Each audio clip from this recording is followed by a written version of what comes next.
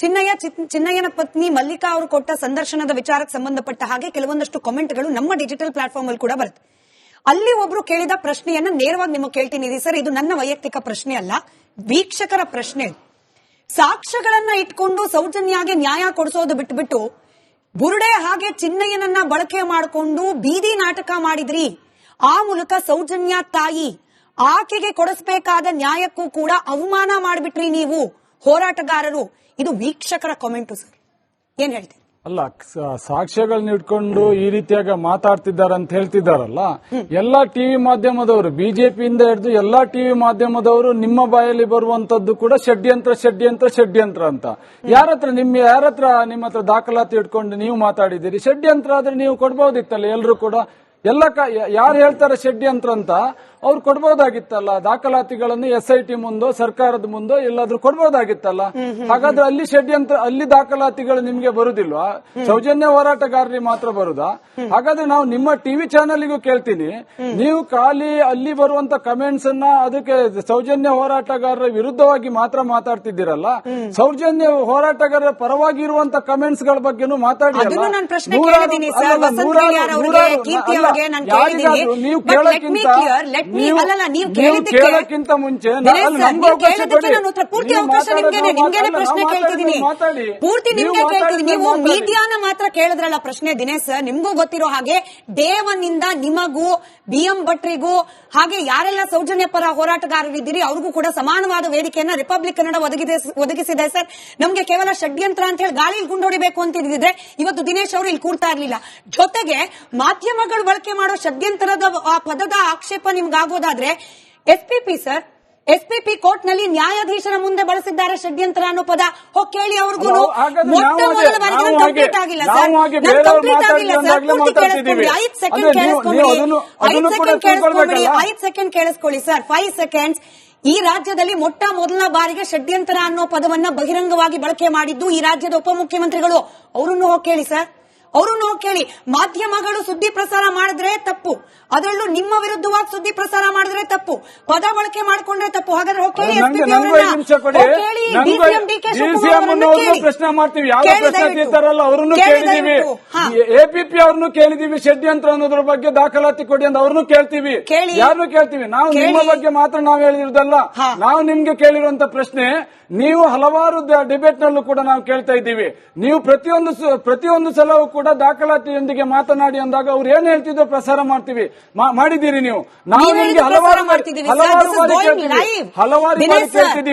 ಹಲವಾರು ಬಾರಿ ನಾವು ಕೇಳ್ತಿದ್ದೀವಿ. ನಮ್ಗೆ ಮಾತಾಡೋದಿದೆಯಲ್ಲ, ನೀವು ಸುಳ್ಳು ಹೇಳ್ತಿರ್ತೀರಿ, ನಾನು ಕೇಳಿಸ್ಕೊಂಡಿರ್ಬೇಕಾ? ನೀವು ಸುಳ್ಳು ಹೇಳ್ತಿದ್ದೀರಲ್ಲ, ನಾವು ಕೇಳ್ಬೇಕಾ? ನೀವು ಸುಳ್ಳು ಹೇಳ್ತಿದ್ದೀರಿ, ನಾವು ಕೇಳ್ತಿಲ್ಲ. ನೀವು ಮಾತಾಡ್ತಿರೋದು ಲೈವ್ ಹೋಗ್ತಿದೆಯಾ?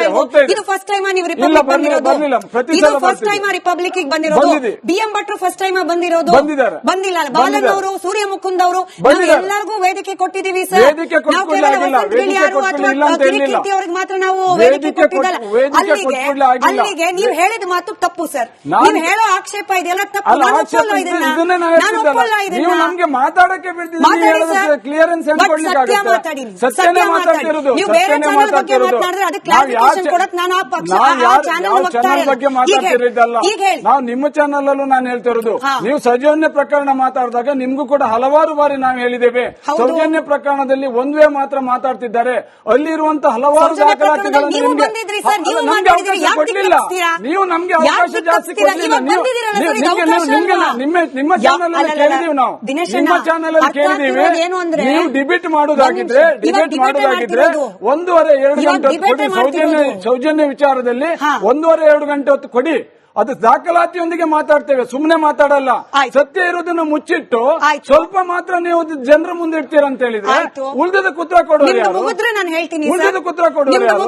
ನಾನು ಹೇಳ್ತೀನಿ, ನಿಮ್ಮದೇ ಜಾಗದಲ್ಲಿ ನಿಮ್ಮದೇ ಜಾಗದಲ್ಲಿ ಹಿರಿಯ ವಕೀಲರಾದ ಬಾಲನ್ ಅವರು ಕೂತಿದ್ರು, ನಿಮ್ಮದೇ ಜಾಗದಲ್ಲಿ BM ಭಟ್ರು ಕೂತಿದ್ರು, ನಿಮ್ಮದೇ ಜಾಗದಲ್ಲಿ ಅಂದ್ರೆ ವೇದಿಕೆಯಲ್ಲಿ ಗಿರೀಶ್ ಮಟ್ಟಣ್ಣನವರವರು ಕೂತಿದ್ರು.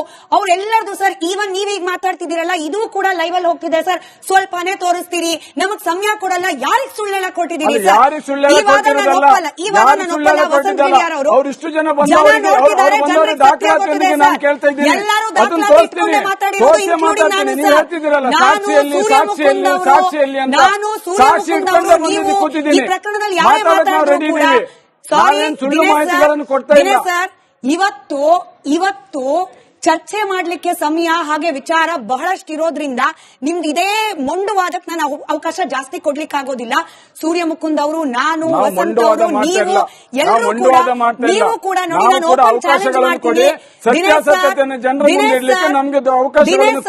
ಕೇಳಿಸ್ಕೊಳ್ಳಿ, ನಾನು ಓಪನ್ ಚಾಲೆಂಜ್ ಮಾಡ್ತೀನಿ. ಕರ್ನಾಟಕದ ಬೇರೆ ಯಾವ ಮೇನ್ ಸ್ಟ್ರೀಮ್ ನ್ಯೂಸ್ ಚಾನೆಲ್ ಅಲ್ಲಿ ರಿಪಬ್ಲಿಕ್ ನಲ್ಲಿ ಕೊಟ್ಟಷ್ಟು ಅವಕಾಶ ನಿಮಗೆ ಕೊಟ್ಟಿದೆ? ಅದು ಸತ್ಯ ಹೇಳಿ. ಕೊಡ್ಲಿಲ್ಲ ಅಲ್ಲ, ನಾವು ಕೊಟ್ಟಿದೀವಿ ಅಲ್ಲ. ವಸಂತ್ ಗಿಳಿಯಾರ್ ಅವರು 4 ಅವಕಾಶಗಳನ್ನು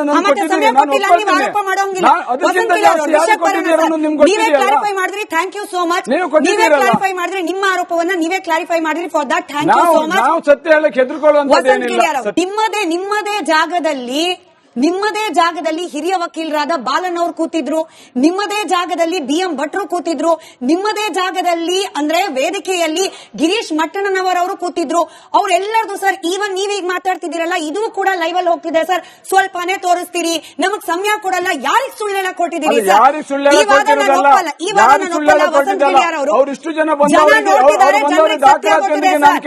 ಎಲ್ಲರೂ ದಾಖಲಾತಿ ಇಟ್ಕೊಂಡೇ ಮಾತಾಡಿರೋದು, ಇನ್ಕ್ಲೂಡಿಂಗ್ ನಾನು ಸರ್.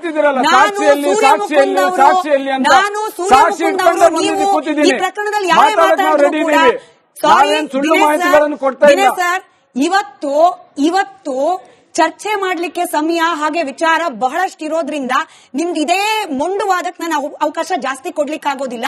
ಸೂರ್ಯ ಮುಕುಂದ್ ಅವರು, ನಾನು, ವಸಂತ್ ಅವರು, ನೀವು ಕೂಡ ನೋಡಿ, ನಾನು ಓಪನ್ ಚಾಲೆಂಜ್ ಮಾಡ್ತೀನಿ. ಕೇಳಿಸ್ಕೊಳ್ಳಿ, ನಾನು ಓಪನ್ ಚಾಲೆಂಜ್ ಮಾಡ್ತೀನಿ. ಕರ್ನಾಟಕದ ಬೇರೆ ಯಾವ ಮೇನ್ ಸ್ಟ್ರೀಮ್ ನ್ಯೂಸ್ ಚಾನೆಲ್ ಅಲ್ಲಿ ರಿಪಬ್ಲಿಕ್ ನಲ್ಲಿ ಕೊಟ್ಟಷ್ಟು ಅವಕಾಶ ನಿಮಗೆ ಕೊಟ್ಟಿದೆ? ಅದು ಸತ್ಯ ಹೇಳಿ. ಕೊಡ್ಲಿಲ್ಲ ಅಲ್ಲ, ನಾವು ಕೊಟ್ಟಿದೀವಿ ಅಲ್ಲ. ವಸಂತ್ ಗಿಳಿಯಾರ್ ಅವರು 4 ಅವಕಾಶಗಳನ್ನು ನೀವೇ ಕ್ಲಾರಿಫೈ ಮಾಡಿದ್ರಿ. Thank you so much. ನೀವೇ ಕ್ಲಾರಿಫೈ ಮಾಡಿದ್ರಿ, ನಿಮ್ಮ ಆರೋಪವನ್ನ ನೀವೇ ಕ್ಲಾರಿಫೈ ಮಾಡಿದ್ರಿ. For that thank you so much. ಸತ್ಯ ಹೇಳಕ್ಕೆ ವಸಂತ್ ಗಿಳಿಯಾರ್ ಅವರು, ನಾನು ಓಪನ್ ಚಾಲೆಂಜ್ ಮಾಡ್ತೀನಿ. ಕರ್ನಾಟಕದ ಬೇರೆ ಯಾವ ಮೇನ್ ಸ್ಟ್ರೀಮ್ ನ್ಯೂಸ್ ಚಾನೆಲ್ ಅಲ್ಲಿ ರಿಪಬ್ಲಿಕ್ ನಲ್ಲಿ ಕೊಟ್ಟಷ್ಟು ಅವಕಾಶ ನಿಮಗೆ ಕೊಟ್ಟಿದೆ? ಅದು ಸತ್ಯ ಹೇಳಿ. ಕೊಡ್ಲಿಲ್ಲ ಅಲ್ಲ, ನಾವು ಕೊಟ್ಟಿದೀವಿ ಅಲ್ಲ. ವಸಂತ್ ಗಿಳಿಯಾರ್ ಅವರು 4